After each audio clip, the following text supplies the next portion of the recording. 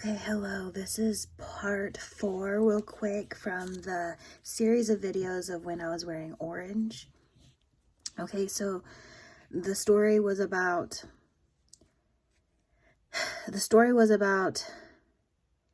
me and homegirl at karaoke, and I was out of town, and I caught her on a bad day.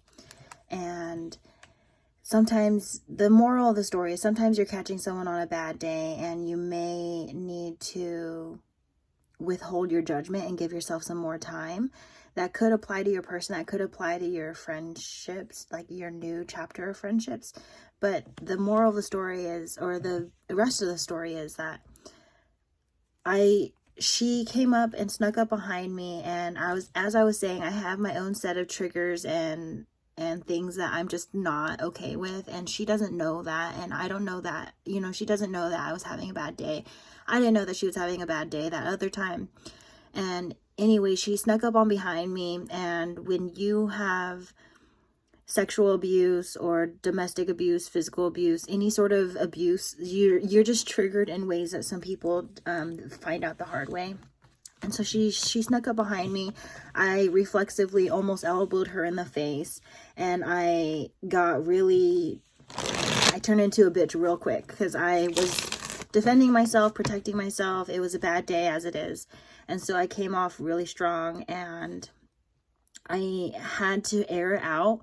And the people around me were people who knew her, and I saw myself in the situation. Sometimes you don't know who knows who and who's poking you to see what you do. It's like poking the bear. And so what I was getting at in the previous part is that it does definitely come better. It comes out better when it's coming from you. It should come from you first. It shouldn't come from your friends and family. If you're upset about something, bring it directly to the source.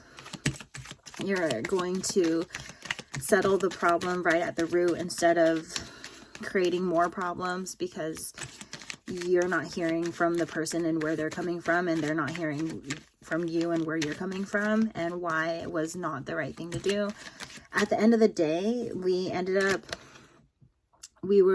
was very argumentative at first. It was very like, we couldn't finish our own sentences because we had, like, what I was saying, she felt like she wanted to defend herself because that's not what she was intending, and what she was saying, I felt like I had to defend myself because that's not what I was intending. And at the end of the day, I was like, well, you don't know what someone's story is. Like, I reflexively was about to hit her in the face, and she didn't know that because it took so much willpower in me to just give her a stank face as a response and kind of like shove her off a little bit.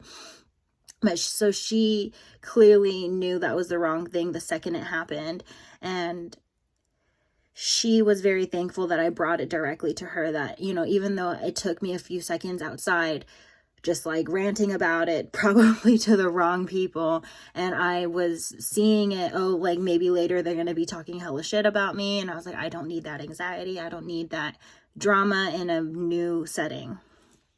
I'm going to settle it directly with the person I have the problem with. So as soon as I saw her, I said, hey, next time you do not come at me the way that you did. Well, I don't know what I said to her, but it was direct, like, you just don't.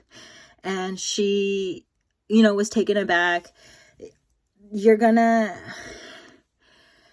I even got applauded by her friend, was like, I would not have handled it that way. Like, respect to you, because that's just not how I would have handled it. Like, sometimes what you end up doing ends up inspiring someone else to do the same. Like, maybe there are people around you who don't know how to do that, or you may be learning from someone. Like, maybe you don't know how to do that, and you watch someone be confrontational, and it comes out a really weird way at first, but then it ends up being exactly what the situation needed. And when you watch it play out, you're like, wow, that could have been a lot worse, but it wasn't. We have the Magician card. Just be careful if you're manifesting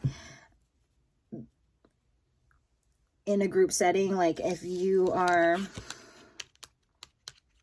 assumptuous, you're making an ass out of you and me, and that person may not have intended to be an asshole, but you're creating them to be an asshole because you're making assumptions around people, and then it's spreading like gossip, it's a smear campaign, then they become an asshole because they don't deserve being seen as an asshole. So but they become one because you may be manifesting that with your words.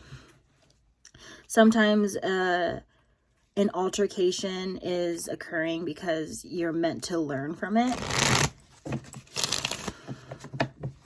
You're being tested. Like, are you going to fall back into an old way, or are you going to try a new way? And yeah, Three of Swords, you, especially in a new town, in a new setting, you're definitely not going to get away with the things you used to get away with. The energy is way different in a new setting. And respect, like respect is something that is earned. It's something that people kind of, you enter the room and you already have it, but you can definitely diminish it with your actions. You could definitely grow it with your actions as well. You attract what you are. So if you attracted an asshole in, just reconsider if you are an asshole in general. Six of Swords, Ten of Pentacles reversed, Ace of Wands. Okay, that's going to be part 4 of the series of when I was wearing orange. Because someone asked me if there is going to be a part 4. I realized I left you guys hanging on that cliffhanger of a story with me and homegirl. I definitely caught her on a bad day.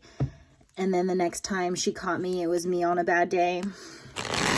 And we ended the night with a very good understanding of one another, and a newfound respect for just the fact that we can have a face-to-face conversation when we started off on the wrong foot. So yeah, whatever she does from then on out is on her. Whatever I do from then on out is on me. But at least we can agree to disagree on things. Because definitely she was saying about, like, I stole her favorite song in karaoke, and she was giving me mad shit for it the first day. And I'm like, if you hate me, you can hate me. Like, you don't have to sugarcoat your hate for me.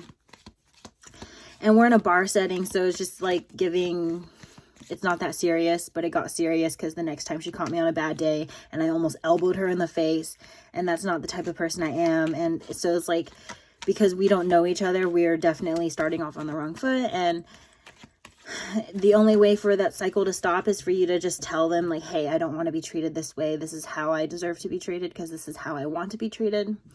That could be just a message for you, like, you deserve to be treated the way you want to be treated, not how someone is treating you. That you can have boundaries. You could say no, like, we're not friends. We're not more than friends. We're not this, because this is how I want to be treated, and that's not the person that you are. Or, you know, like, not everyone is for you. Not everyone is for you. You don't have to fit. It's like, I've been getting the message, like, trying to fit square pegs into a circle. It just doesn't work. And yeah. See you next time. This was Magic with Melly. You are magic, and I am Melly.